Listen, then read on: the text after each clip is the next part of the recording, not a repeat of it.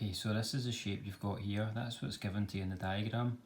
And you're asked to work out the size of the angle OFB. So O is in the centre. So the angle you're looking for goes from O to F to B. So it's this wee angle in here you're trying to find, okay? Now it's worth noting that what you have in this shape is a regular pentagon. So that means a five-sided shape.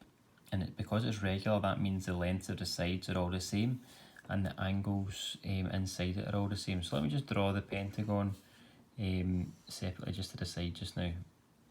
So that's what the shape inside of the circle looks like. It's a pentagon like this. Now you'll notice we have the centre, and you'll see that there are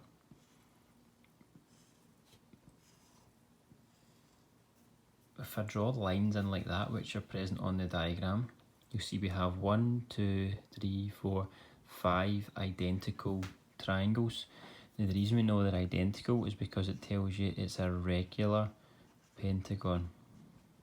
Right, now that just means, as I said, the lengths of the lines are all the same and the angles are the same. So if you think about it, see this whole angle around the point, around the middle, sorry, the centre of the circle will be 360 degrees.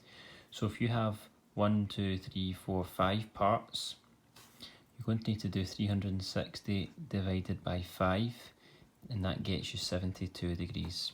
Okay, so each of these angles here is 72 degrees.